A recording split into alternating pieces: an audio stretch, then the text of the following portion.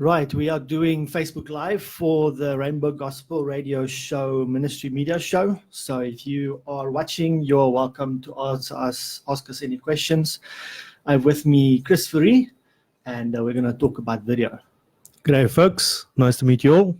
And we're going to go live on the radio in about 5 minutes. So just doing a launch here. Hello, Mac. How are you? Nice to have you on. Remember, if you have any questions, just post them up. And today we have a well-traveled videographer with us, and also lots of expertise, lots and lots of expertise. So if you have any questions about video, I think maybe we can break it up into like professional video and then cell phone videos. Yep. And I don't know, maybe we should start with the professional side first. Okay. Because what I want to do is I want to talk about gear, and then I want to talk about how do you work with a videographer, that kind of thing. Okay, so we'll do that. So Mac, if you have any questions, post them up. Everybody from Rainbow Chat, if you're from that Facebook group, welcome to the show. We are going live on the radio in 4 minutes, and I have my good friend Chris Fourie with me. We've done a lot of work together, and we've done a couple of ministry videos, and we're going to talk about ministry media specifically around videos. We're going to talk about gear, professional equipment, the relationship with your videographer, and also mobile phone videos. So post those questions up. If you have any questions, we can maybe get started with those questions. That'll be awesome. Your questions really helps the show.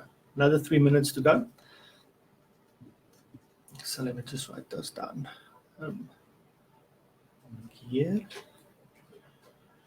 So we'll approach it. I have a big church with what's his name? With a decent budget. What do I look at? And then like budget gear. Okay.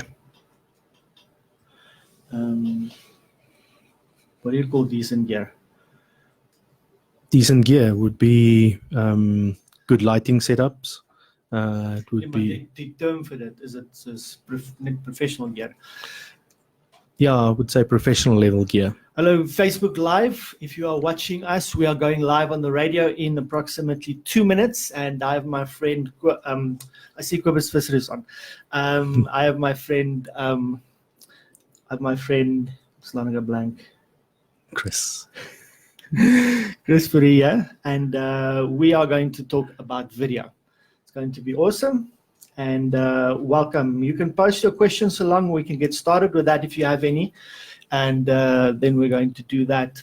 About 1.5 minutes left before we go live on the radio. Get your questions in if you want them answered. Thank you. Very honored to have you guys. 5 people waiting already. Great.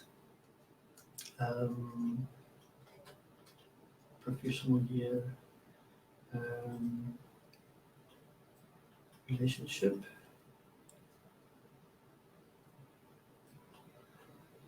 Video, and then mobile. Don't go away. Stay on 1 minute till we go live on the radio. We'll get started. Thank you. Post your questions about video production, video marketing, whatever you like, and we'll ask Chris to answer us. He is well-traveled. 6 continents. Have you nailed the 7th one yet? No, is that Antarctica. That's the only one outstanding. We'll talk about a little bit about that. And then very, very experienced. We'll go through his experience a little bit when we get started. 25 seconds to go.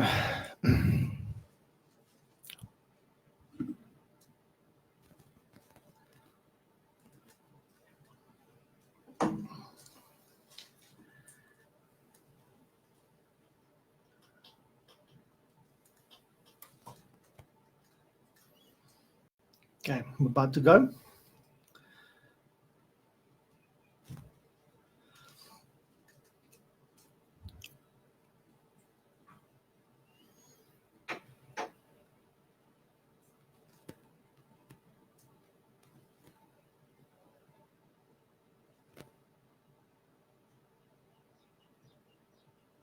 offering.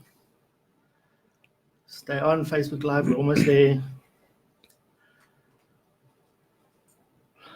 Hi, my name is Simon Fiyun, and you're listening to the Ministry Media Show here on Rainbow Gospel Radio, Missions Radio for the World.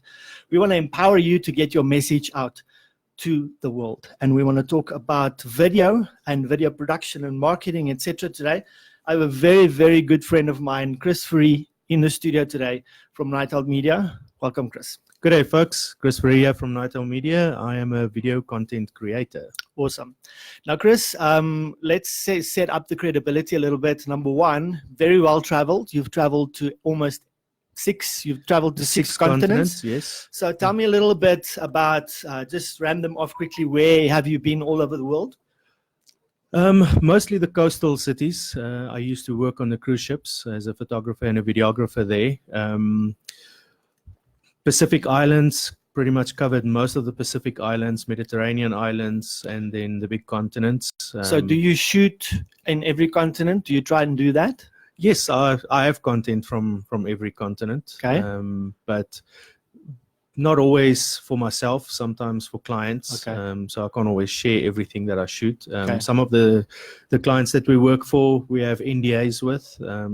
So especially like the CSIR and military and those kind of clients. So you can't always share everything Of course, yeah. that you want to. There's a specific story you told me in the early years when we met, and it is when you shot in a very dangerous place. Tell us that Yes. story real quick. We were in Hawaii, and I saw on the internet that there's an active volcano on the big island of Hawaii. So I decided, okay, well, this is a great experience to go see lava for myself. So one day that we were in port, we just rented a vehicle, drove to where the lava crossed the road, and parked the vehicle and decided to go hiking on the lava field to search for the red stuff. Okay, and then you shot on the wrong side of that, right? Yeah, the smoke, which is very dangerous because it's got glass particles and poisonous Wow. gases and so on, was blowing in the wrong direction, and the sun was in the wrong direction. So I decided, okay, well, I need to get to the other side, and I did something either brave or stupid, whichever you want to Yeah. see it, and I jumped over a river of lava to Sure. get to the other side. Just to get a better shot. Yep, and get a better shot. Okay. Your company's name is Night Owl Media. Yes. Tell us, why did you decide to call it that? And just pause quickly. Everybody watching by Facebook Live, I see James Stevens. Hello. If you have any questions about video marketing, especially for Ministry Media, please post the questions so we can answer them. Yeah, Night Owl Media.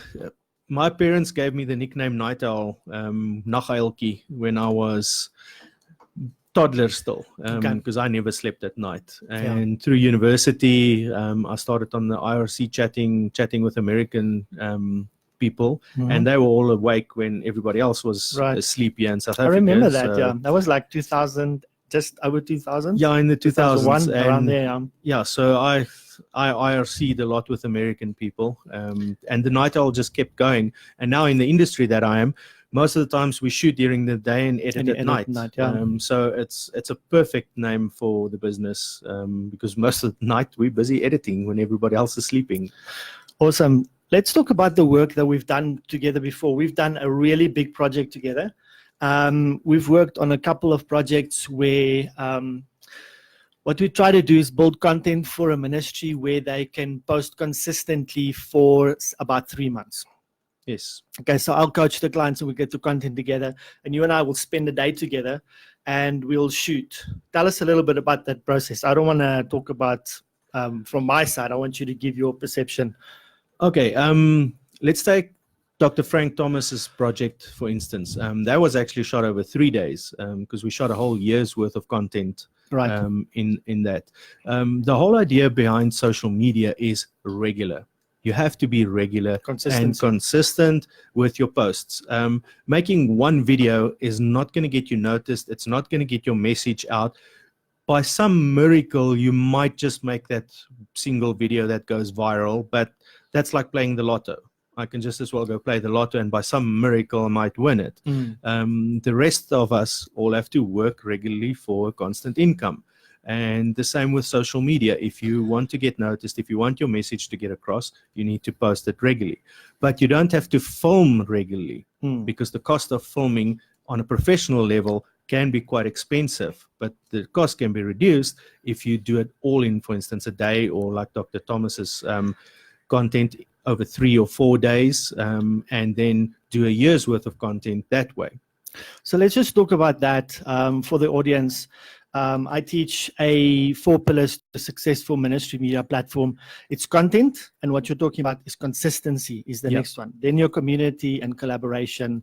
Dr. Frank is now in his collaboration part of his strategy. He's doing interviews with everybody in, his peers and in the field. He's doing so well. Some of his videos, like I think tens or 50,000 views since we started working on that. So it's really encouraging to see the results that we got there. And what we're talking about is content stacking. So you go and shoot. What we like to do is if we were to work on 3 months worth of content, we'll go in the morning early, say 9, 10 o'clock, go into studio, we'll do a photo shoot. It's about an hour. You have enough content to now go and roll out on social media, build your brand, those kind of things, and then use it for websites, thumbnails, quote cards, all those kind of things. And then right after that, then we'll start working on the video production itself. All right, so working with Dr. Frank itself and specifically that project. Let's reminisce a little bit and talk about what was that like. Obviously, that was quite a bit of hard work. Yeah, we had a interesting challenge there, the weather, and we were shooting in a church with a roof that didn't Basically help a tin much. roof, yeah. Yes, didn't help much in terms of audio. So we had to make some adjustments with the lapel mics and so on, and the audio levels. But yeah, the challenge was audio there. And one of our previous project that me and you worked together as well, we had a lady in the kitchen that was busy doing the dishes, and we were picking up that audio because... Where was that? That was the very first one we did with that directional mic pointing towards him. Was that Pastor Yapi, Dr. Yapi? Okay. Yeah, Dr. Yapi Laporta. So yeah, there's quite a few challenges that come up during the process. But it's enjoyable. If you know what you're doing, then you can adjust for these and still produce a professional level product. Of course. Do you remember there was a specific video that we did, and we actually did a video that we called Off Camera. Do you remember what happened there? Oh, which one? So he was, I think we were sticking to the script, we were doing the content, and then all of a sudden he's like, here's another idea. And then we just did a thing that didn't fit into our scheme or whatever we want to. And what was really nice is he started talking about things that wasn't in the book. We didn't prepare the content, and we called it an off-camera video. Yeah, those videos most of the time get the best views because then the person really speaks from experience and from passion. That's where the person's passion shows through in social media, is when they tend to go off the script sometimes. And I think it's, yes, having a script is fine, and it gives guidance and it keeps you within the timeline and everything like that. But letting the person being interviewed or producing the video a little bit of freedom to show their passion is where you're really going to make excellent content. The reason why I started working with you and Nightel Media was because your experience and professionalism, but also you guys have almost any kind of thing that you need, like gear, you have dollies, all those kind of things.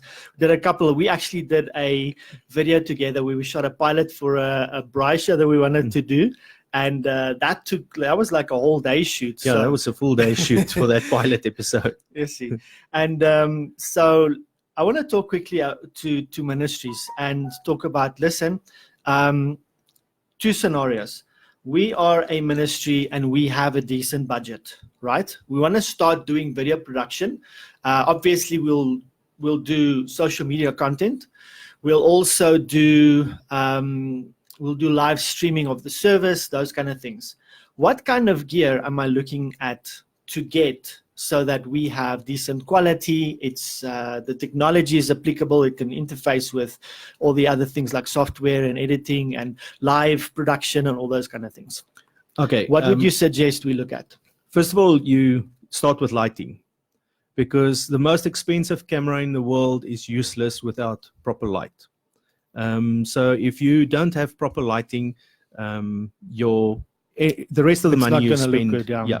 And if you only have good audio, then you might as well not film a video and just do an audio podcast. So are those interchangeable? Is the one as important as the other one? For instance, I need good lighting, but I also need good audio. Bad audio is bad audio. It can't be fixed. It's not like photos that can be photoshopped and so on. Bad audio is bad audio. Yes, you can tweak it a little, but it will remain bad audio. I don't know. I've done a lot of stuff, and I haven't found that you can really save bad audio. No, you can't. You can tweak it. That's why I use the word tweak, but you can't fix it. With photo and video, you've still got a little bit more leniency, less with video than with photo, because you've got your raw format in photo, and the videos you're only looking at the high-end cameras that produce raw video. But you need a decent camera. Okay. If you've got a decent budget, you want to invest in a decent camera. You want to invest in good lighting. Now, good lighting doesn't always have to be the most expensive lighting. Okay, so let's get specific and start with lighting specifically. Can you give us what kind of gear am I looking for? What do I need to go search for? What are some of the terms? Let's use some of the names brand names. For instance, Aperture Amaran, they sell LED panels. And the reason you want to go LED panels and not something like Red Heads and so on is if you're in a smallish room, those Red Heads produce a heck of a lot of heat. Okay. And everybody's going to start cooking in there, and your person that you're filming is going to start sweating, and that sweat is going to reflect, and you're going to get these bright highlights and hot spots on their face. So you want to go rather with LEDs, and you're looking at, I'd say, about 6,000 Rand for a decent LED panel. Okay, and would that be a 3-point setup? Do you need more than that? That's a single LED panel. Just one? Yeah. Okay. If you're looking at the Pro gear, you're looking at Yes, that's what we're bigger talking numbers. about. Is Pro You're gear, looking at bigger numbers. Okay. So you're looking at, if you're going three light setup, you're looking at about 18,000. That's just the LEDs. Then you need light stands for that. That's about between 500 and 1,000 Rand per light stand. Preferably, you want to run them off power, because the batteries to run them full They day don't last so long. Yeah, you're gonna be investing more in batteries than just getting a power lead from Macro or somewhere like that. Right. So you're looking for the LEDs with power that can run off power as well. Okay. And then let's talk camera. Camera. DSLRs have come a long way. You don't have to shoot only with video cameras nowadays. The DSLRs produce 4K content, Okay. and you can get a 4K camera from Macro in one of these box sets. Okay. Macro has deals the How whole much time. of that average? 7,000, 8,000. Okay. If you're looking more towards the decent line, 12, 15, 18,000. The Canon 90D, for instance, is around the 18, 19,000 Rand mark at the moment. That camera can do 100, 120 frames per second, the slow motion as well. If you Okay. want to do some highlight footage for your church and you want to do it creative with some slow-mo and things like that, it can do 4K as well. The nice thing about DSLRs is the interchangeable lenses. Okay. So you can buy lenses as your budget allows and for what you want to do.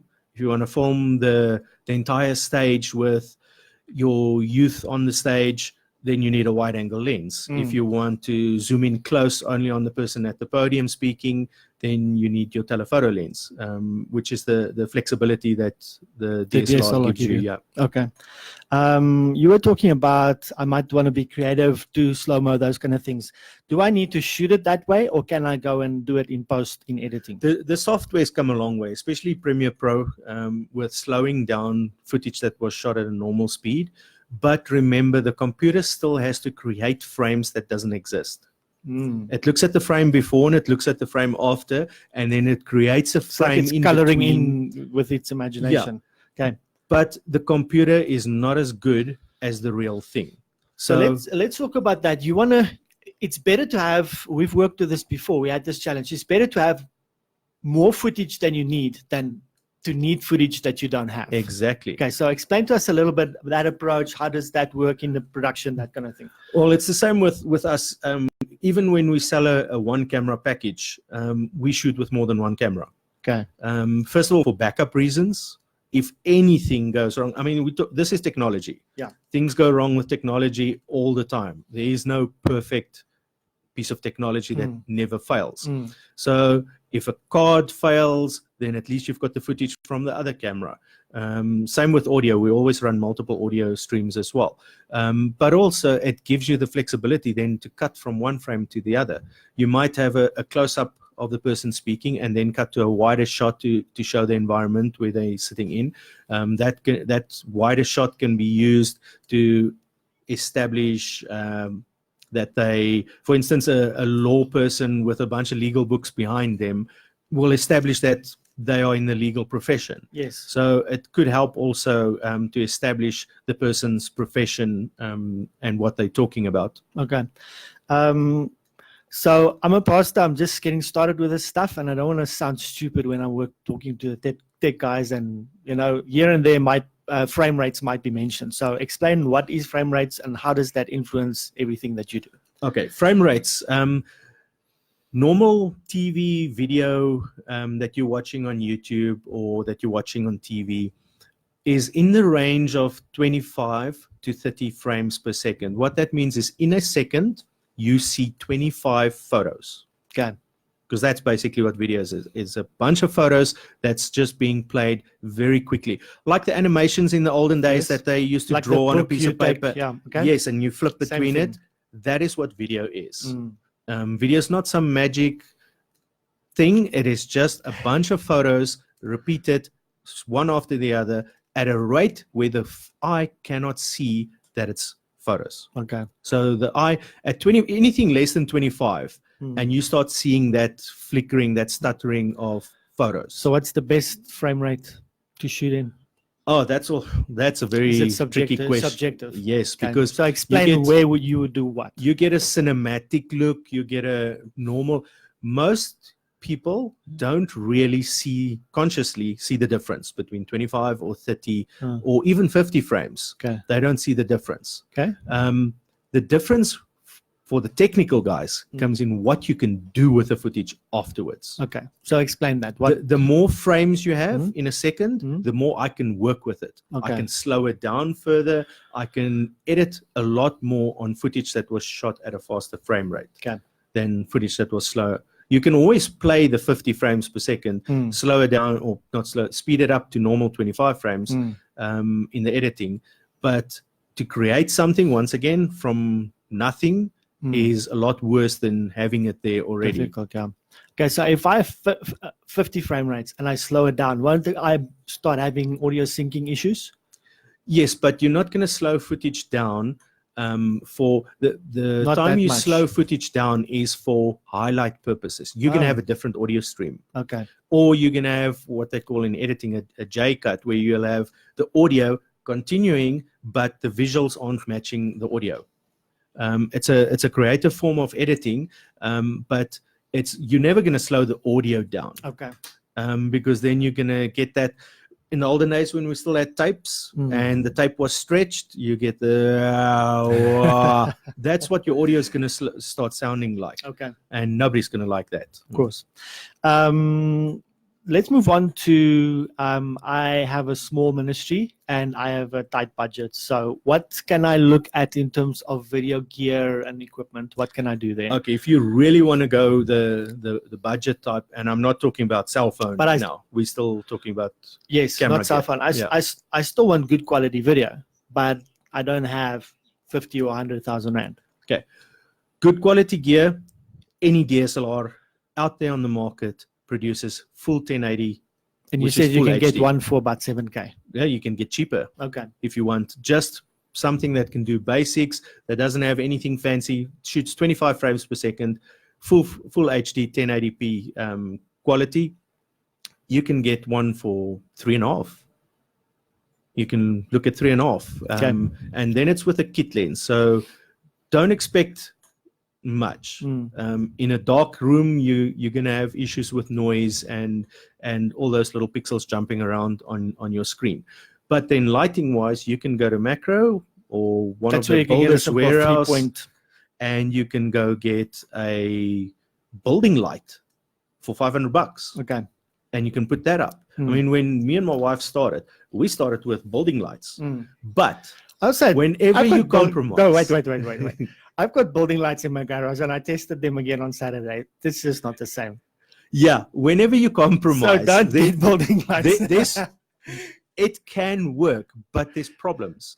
They're a bit yellow for me. That's the problem I had. You get yellow, and in post-production, you've got to take that yellow out. Yeah. So yes, it can be done, but whenever you cut corners, you always pay for it in another way. And time is the way that you're going to be paying for it in editing. Before you carry on, you might know this person is Taryn Lee. She's got a question she posted for us. Thanks, Taryn. She says, would you say that South Africa is finally accepting videography and video as a more efficient way to reach a target audience and market a service or product than still imagery or printed media? So obviously we're talking about old conventional media and the new progressive things that we're working with. That question actually has a more far-reaching answer than, it's not very basic and simple. Okay. It goes with South Africa's monopoly that Telkom had on landlines. Okay. And video content wasn't being watched in South Africa because data was extremely expensive. And also line speeds was slow. So South Africa was lagging behind the rest of the world in terms of videos being watched online. So do you think it's changed now? Yes. Okay. Fiber has changed South Africa's way. People are now streaming. Normal people, like a young school kid that sits in games at home, he now streams his gaming online. Nice. Because he's got that fiber line. So it's changed the economy of South Africa in terms of internet and in terms of video content that's being delivered. People aren't afraid to watch videos anymore because they don't have to worry about the data cost because they've got an uncapped line. Or that you're going to wait for something to buffer first. They don't have to wait for it to buffer. They don't have to worry about the cost of watching that video because it's uncapped lines for most of the people that are on fiber. We're having a great show today. It's the Ministry Media Show. My name is Ivan Fune. Thank you for listening. If you're listening by radio, remember you can download the Missions, the Rainbow World app if you need to go away from the broadcast in a minute or so, and you can go and listen to us on there. There's two options. You can listen to our I think our Zulu station, and then obviously this station, and we're on Facebook Live as well. So if you're on Facebook Live, you saw us already answering a question. Please post it up if you can. We'd love to interact with you, and we're having lots of fun with Chris here. Chris, this is a very successful show so far. We've had quite a few viewers on Facebook Live, so congratulations on the value of the content.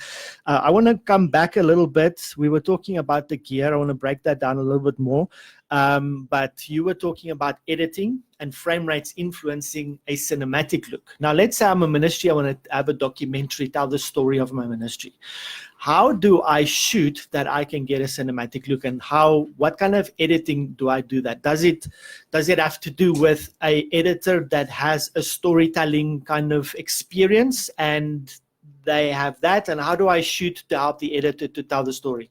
Because we know that editors can, through editing, tell stories, and they can have any kind of content. If they are good editors, they can actually get the desired effect. So I can go and say, I want people to feel this way, or I want this to come across, and the editing can affect that. Yes, but once again, editors can't create miracles either. If they don't have the footage. If they don't have the footage. Okay, so talk to me about what kind of footage would influence that, and what is a cinematic look? How do I get that? It's a relationship between the editor and the person shooting. And then also the lighting plays a role as well. You're basically going to, and that's where DSLRs come in handy. They give you shallower depth, meaning that your background is more blurred, which isolates your subject from your background and places more focus on the subject. That's the cinematic look. It's part of the cinematic look. So a that's big field. one of the steps is shooting so that your background is blurry. I actually saw some tutorials the last week where they said shoot this way, and that's how you get your background to be more blurry so that you can get Yeah. that kind of look. Okay, what else influences this process? Lighting, there I would say get a proper person Decent lighting? to light it. Well, and So you need a decent lighting technician to do it, obviously. lighting Okay. technician. Yeah. Mhm. When we talk about lighting, you're talking about physics, and understanding the physics of light is not something you can teach somebody in 5 minutes. Okay. Yes, you can do the basics of this person's dark, we need to put a light on them. But understanding how to soften a shadow, how to harshen a shadow, how to bring out the eyes, those kind of things, you need somebody that understands where the light is bouncing, what effect it's going to have, bouncing off this surface, bouncing off that surface, going through this surface if you're diffusing it. So yeah, it's get a lighting technician. Okay. The best advice I can get is get lighting Mhm. and point it towards the person. Is there a specific style of lighting that helps get Yeah. this effect? If you, let's start with a single light first. You preferably never want the light right where the camera is. Okay. Because then you're going to Like end up next with to that. it, or you want it? You off don't want it view? right next to it or right above it. Okay, would that influence if you have it in You get the view? red eye. Okay. And when we're talking about red eye, I'm sure everybody's seen the photos where the pupil of the person is red and not black. That is just light reflecting off the retina and the blood, Sure. the color of the blood reflecting back towards you. So that's where the red comes from, is the color of the blood that's reflecting back. Now, the reason for that is because the light goes straight in and comes straight out. If you put the light slightly to the side or slightly higher, lower you don't want to go, so slightly higher, slightly to the side, then the light enters the pupil at an angle. So this is when the physics come in now. So it doesn't exit straight back to the lens and you don't get that red eye. And finally, the person's pupil is black again instead of red. Awesome. We've got another question here. What is the difference between progressive and interlaced video? Okay. Interlaced video is not really being used anymore. Okay. So what is that? Give us a technical explanation. It used to be a way of reducing bandwidth in TV, Okay. where the TV used to scan in lines, and then those lines would be sent to your television set, and from top to bottom, every second line, every alternate line, I should say, used to display in frame 1. Yeah. And then frame 2, the lines that weren't displayed in the previous. So basically, instead of 25 frames per second, you actually had 12 and a half Okay. multiplied by 2, Right. because they were different, each one. And then they were blended by your eye to see Okay. one. So that's And then- interlaced, Right. but it's not very easy on the eye. It strains the eye. Progressive is where a full frame is being scanned from top to bottom, and your eye sees one frame at a time through 25 frames. So it's a smoother picture. Okay. But Right. most cameras nowadays shoot progressive. Okay. I want to get back to, thank you for answering the question. And for the question, we were talking about the cinematic look. We were talking about the shooting style, the background being a little bit vague. We were talking about lighting. What else influences this look? Or is that all the It's shooting and lighting. Okay. Yes, your background always plays a role in everything. I Okay. mean, but that's not just cinematic. That's even if you're shooting a normal documentary, your background plays. You always want to try and keep your background as clean as possible, Okay. unless the background contributes to the story. Okay. For instance, if you shooting somewhere where there's kids involved and the story is about the kids, then you want to have the kids running around in the background and playing and so on. But when you're shooting a serious topic, and you have kids running in the background or dogs barking in the background, it doesn't contribute to the storyline. Right. Then it's distracting. Okay.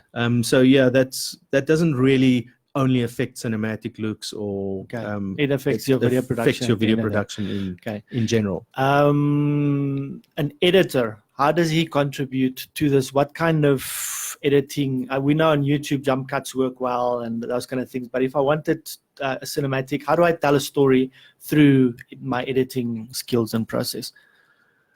Editing, when I started editing, it was a self-taught process. You're quite passionate about the editing process, aren't you? Yeah, it's one of those mysterious things.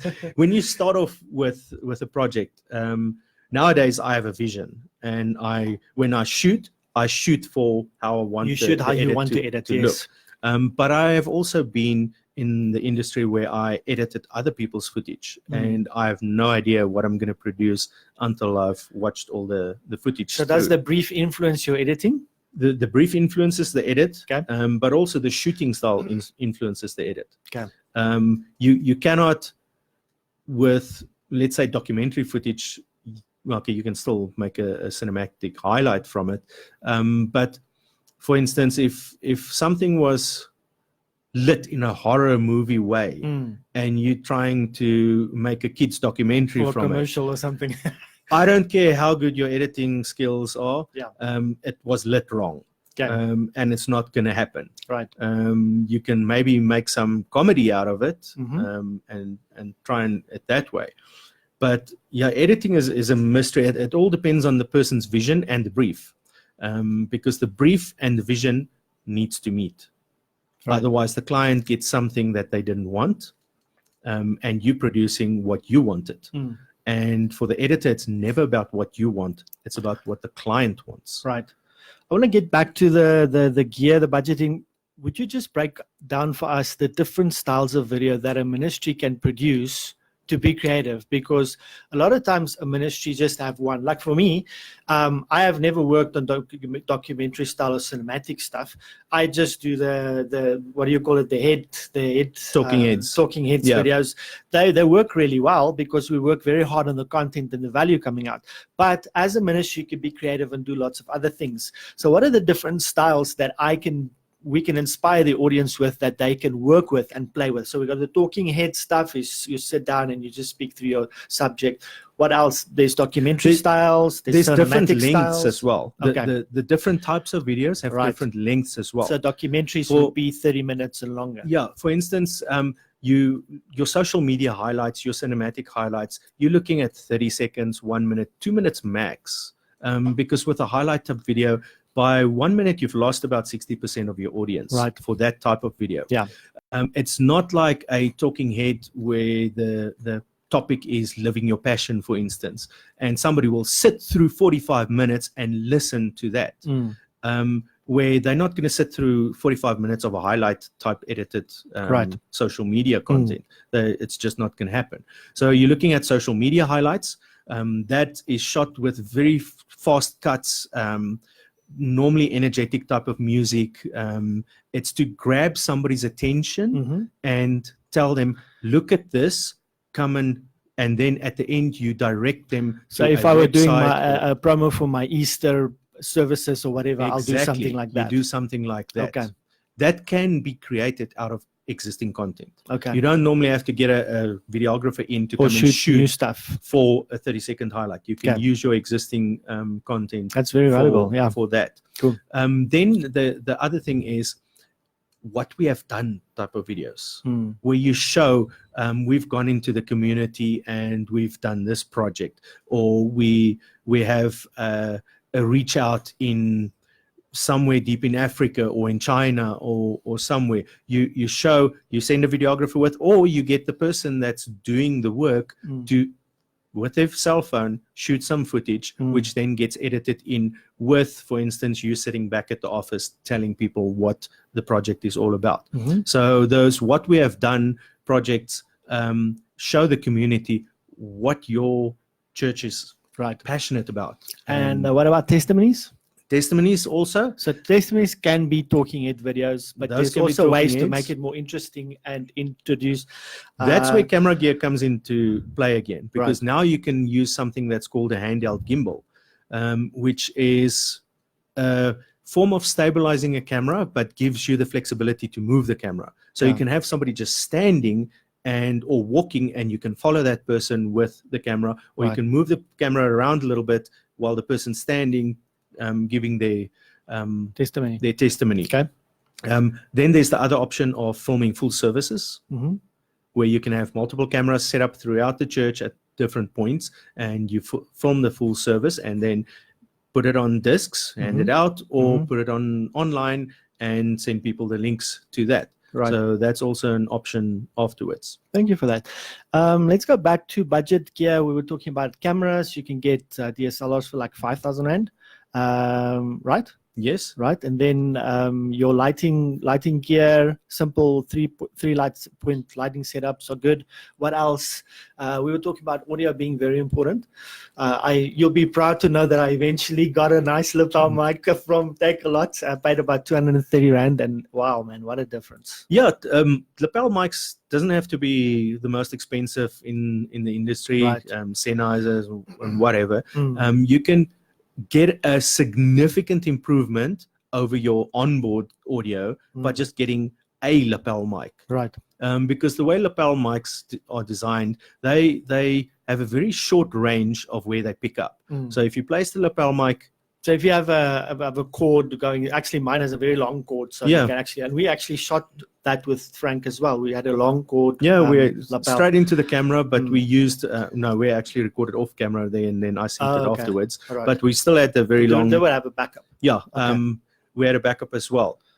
The lapel mic reaches only in this area around you. So for external sounds, it needs to be relatively loud before it influences.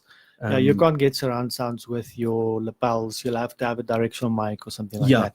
Okay. What else do you suggest in budget gear? Obviously, you need an editing program, something like Pinnacle Pros. Okay.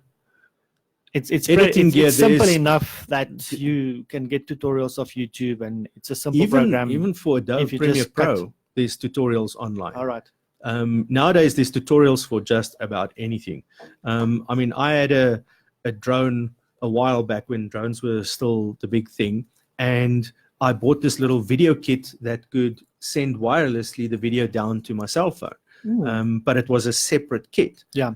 And no instructions on how to install it. Yeah. And I went online. I saw somebody dismantle their drone, cut wires, solder the wires in, and I did that myself. And I'm not an electrician or have any experience in that field. I cut the wires, I soldered them, I did everything the video said, and at the end of the day, the thing worked. Right. So on YouTube, you can get instructions on just about any editing software out there. Okay. Let's talk about the relationship with your videographer. Right. I want to maybe let's start with, I need a crew or a team in my ministry to do decent video work, because video is one of the besides audio, video is one of the most powerful mediums to communicate with. There's lots of things you could do creatively. Right now, if you want attention online, that's a great way to do it. You have in-rolls and all those kind of things. What kind of skills should I look at if I were to hire staff or to recruit volunteers in my ministry? Yeah, there's a lot of things. When you're looking at a videographer, Can I use just one person? you can use one person. Can he also edit If my stuff? So that's obviously One a high person can value shoot and individual. edit. Yes, but those kind of people come with cost, because they have invested years and years of learning the skills to be Right. able to do everything. For instance, myself and my wife, we do everything from shooting to editing to lighting to audio. We do everything ourselves. Yeah. But it didn't come overnight. Yes, you guys have been in the business for how long?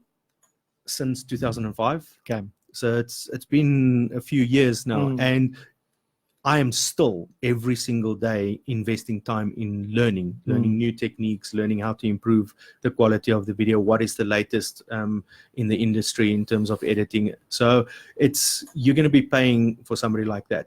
Now, same as with the lighting, if you cut corners, there are drawbacks. Yeah. Let's call it that.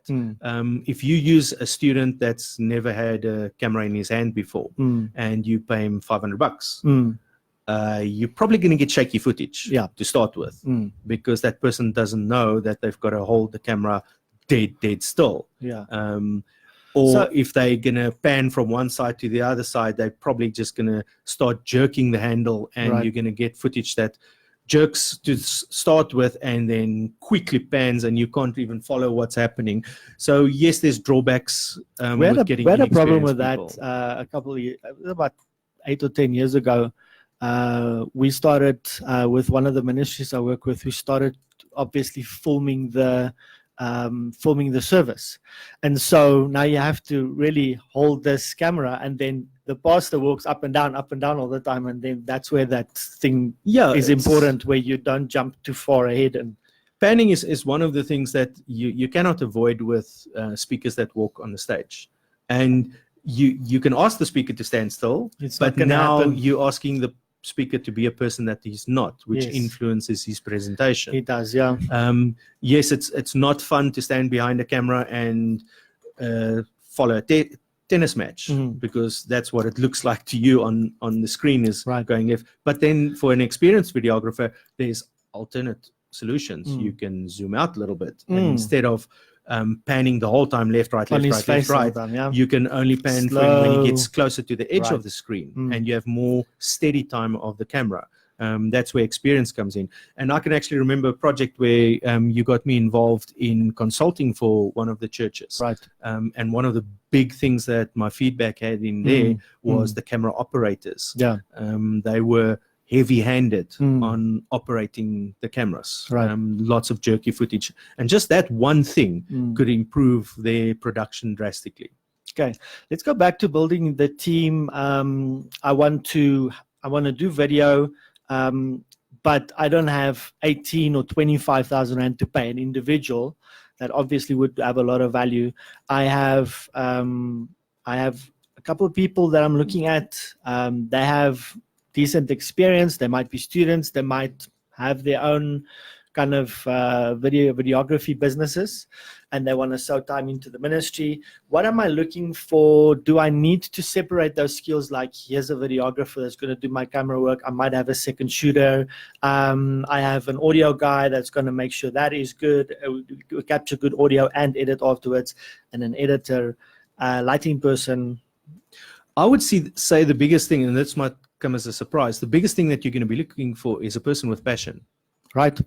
Because a person Very- with passion is going to want to learn and want to improve. Mm. So yes, you're cutting corners now by getting an inexperienced person, but at a later stage, that person's not going to be so inexperienced anymore, because they have passion for what they're doing. They're going to want to grow, and they're going to want to learn, and going to want to produce a better product at the end of the day.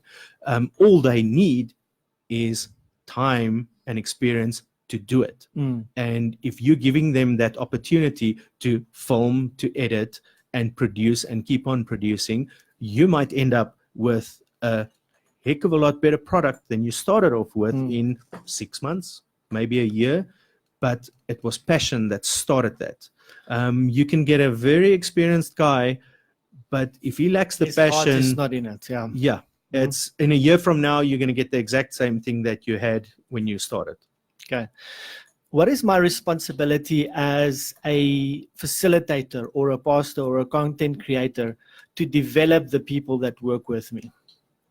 How can I sow back into their lives? Let's say I have a volunteer situation. How can I sow back into their lives? How can I develop them? What can I do for them to help them in the, there's a reason, and there is an investment from my side that they get value through the process that we are busy with. For them, it's experience. Mm. For especially the inexperienced little guy that just started, he gets experience, and in a year from now, he's in a position where his content is good enough that he can start his own business. Mm. So you're giving back the opportunity to that guy to start something and to experiment, where you can't go on, for instance, let's say we're using a big brand like Virgin Active or Microsoft and so on.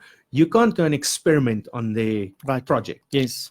You have to deliver what they paid for and what the brief said.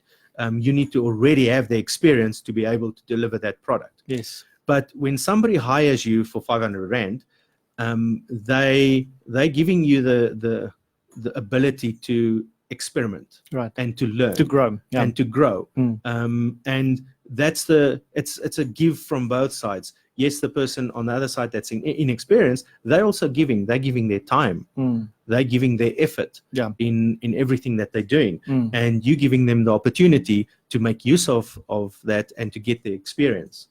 So it works from both sides. Both parties gain. So I create content regularly. I work on the consistency part of the strategy that I shared. They're involved in the whole process. So just that will give them enough experience already. Yes, but I would say having an external person being part of the project. Consulting. Yes, like yourself, Mm. for instance.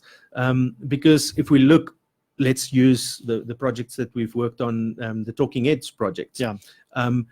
I can go in as the videographer, and I know I'm going to shoot a talking head. I set everything up nicely, and the pastor knows that he's going to be talking about X topic, but he's not as prepared as he should be. Right. Which makes, now this is where cost comes in.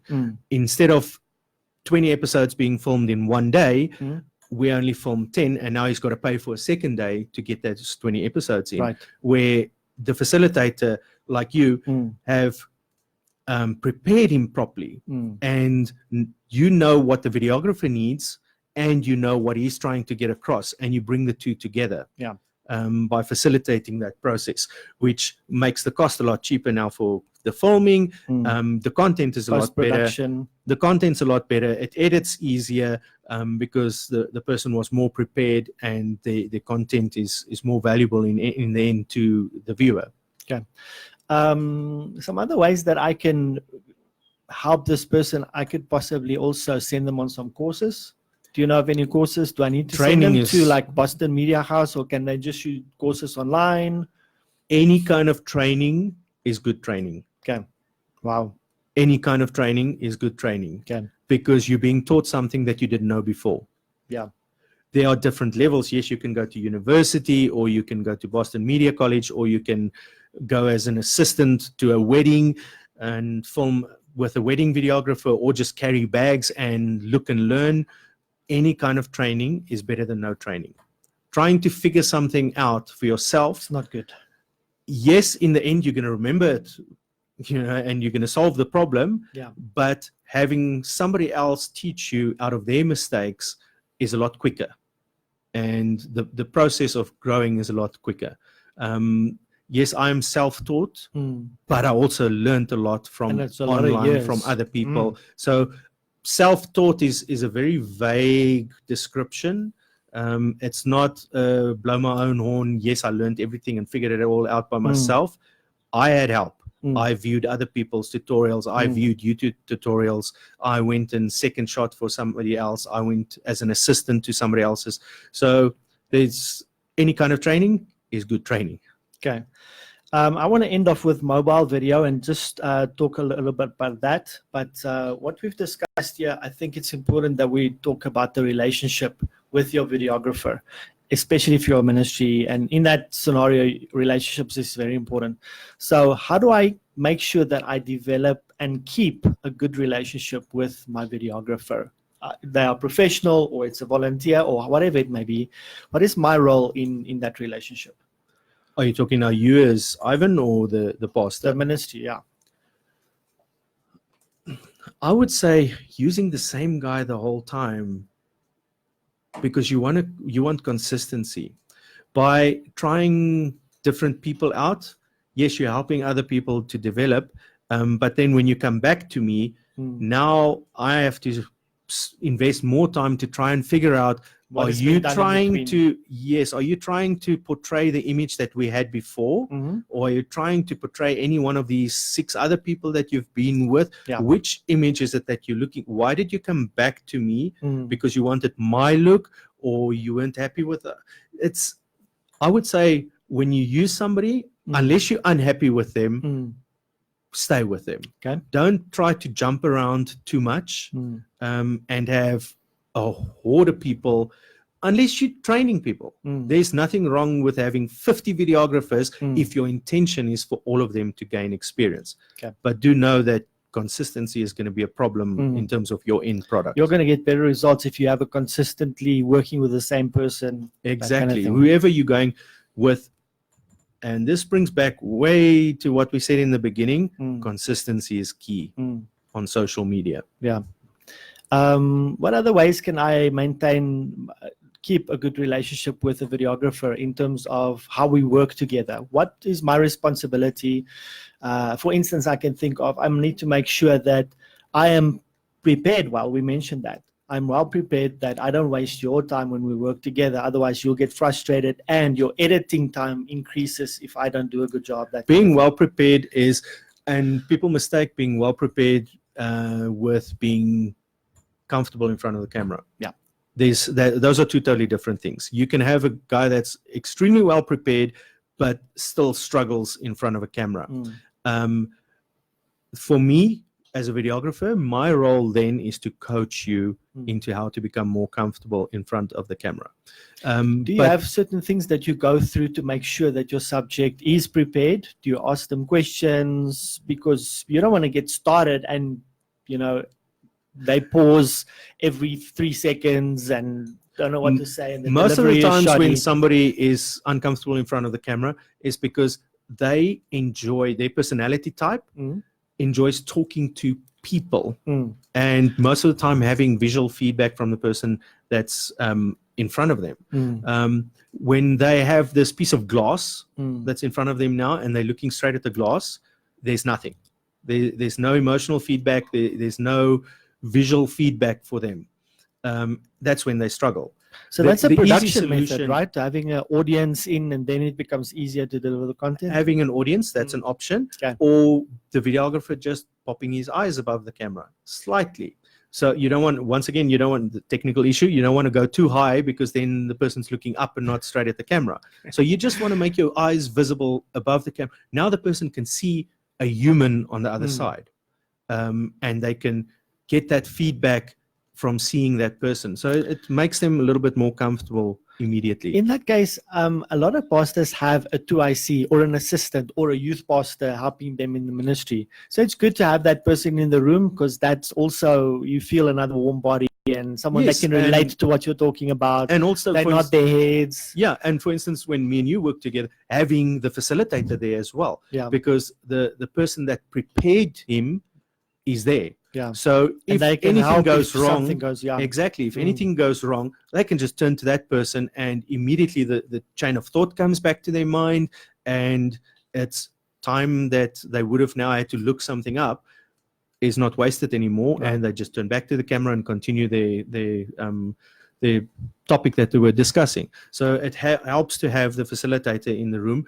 Having too many people in the room when it's not also an audience distraction, is distracting. Especially someone critical, someone who's always have something to say. For instance, the person's wife. Don't underestimate the power of having a better half there.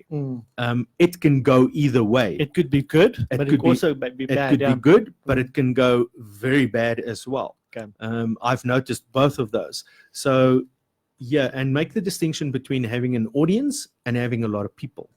Right. The person speaking sees an audience as an audience. I am speaking to the audience. Having a lot of people here, they see it as there's a lot of people watching me. Now there's tension because it's a lot of people watching. Where an audience goes out the room, is not watching, they are there to receive the message. So it's all about how the person sees the people in front of them as well. We're about to land this interview. If you're watching on Facebook Live, please, if you have any questions about video, specifically in a ministry media context, please feel free to ask the questions. Chris, we wanted to still touch on mobile. Yes. Mobile videography. Most of it's done in your cell phone. You've actually taught me a couple of tricks so I can actually edit on my phone. It's quick, it's easy, low cost, not a lot of technical. There's also not a lot of people need to be involved in that. Great for vlogging, mobile storytelling, that kind of stuff. Talk to us a little bit about that and how it brings the barrier of entry into ministry media storytelling and video down quite a bit. Well, the entry is zero, because you already have the cell phone. Unless you don't have a decent cell phone. Yeah, unless you don't have a decent cell phone. But most people are on contracts. They have a cell phone with a camera, and they have a Right. cell phone with a forward-facing camera. So they can see themselves on the screen to see if they're in frame. Mhm. And yes, the audio's not that great, but That's it's where still you better can than no use audio. lapel mic. Yes, you plug can use it a in, cheap it's lapel easy. mic. But when you're out in the field and something's happening now, even CNN is using cell phone footage nowadays. Right. Because That's the person interesting. is there, they're Mm. on the spot, it's happening right now. So the benefit of a cell phone is right now. It I've actually captures the seen moment. some guys on YouTube. They teach like, okay, I've got my cell phone is like a rig. It holds the camera steady, and there's like a mic that goes overhead. Those look quite interesting. Yeah, it's similar to the gimbal that I was talking about earlier Yes. that keeps the cameras steady. Mhm. But this is just a gimbal without a camera that's got a holder for the cell phone. Okay. And some of them have a little extra attachment arm where you can put a mic, a shotgun mic, for instance, on to improve your audio as well. And it still keeps the camera steady. You can move around, you can walk, you can turn around and show people the scene that you're looking at. And the camera footage will remain steady. It's not going to shake like somebody's got arthritis and Right. or what's the word I'm looking for? It's People, arthritis, not Chris, the right word. Chris taught me a couple. I want to actually end off where you give us like the 5 top tips for mobile videography. You taught me quite a bit, and one is that the shaking footage. And I remember a couple of years ago, I did a tour of Harties with all the stuff, and you actually mentioned, no, that wasn't too bad.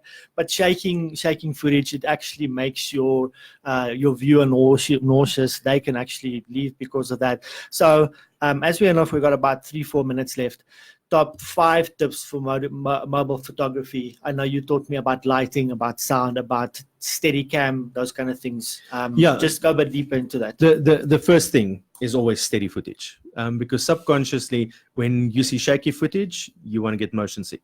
And it's whenever the person is not at ease watching your footage, they're very distracted to get to the next scene or move on to somebody else's. Click to the next video. They are not taking the message in. So steady footage, I would say, is the first thing. It used to be that you want to turn the cell phone horizontal and not vertical, so that you.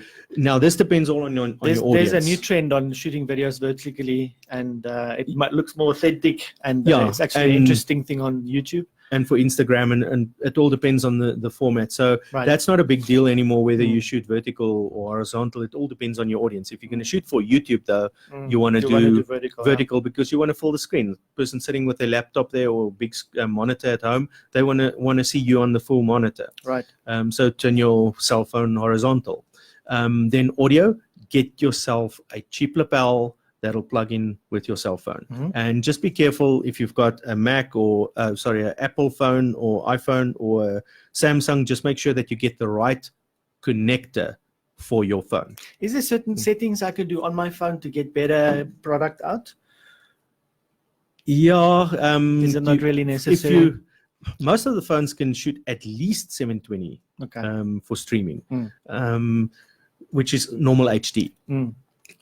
If you can shoot in full HD, but then it also depends on your line speed and if you somewhere where the signal is bad, you're not going to try and stream full HD because it's going to jerk. The signal's not going to go through. Lighting is the next thing. Do not stand in harsh sunlight. Go stand under a tree where you've got shade. So that the lighting is even on your face. Not direct sunlight. Not direct sunlight. When you're inside, try and avoid these little downlights. Not always possible, because the downlights aren't always positioned where we want them to be positioned, and sometimes space is an issue. For instance, a small office, and you've got to be where you have to be. Then try and add a light source, any kind of light source, or use a white sheet to bounce the light, or a piece of styrofoam to bounce the light. To get rid of some of the shadows. Let's end off with you just telling us where people can get a hold of you, Chris. You guys have a website? Yeah, we've got a website called nightowlmedia.co.za, and it's Nightowl, Nighthowl, not the NITE that some South Africans spell night with.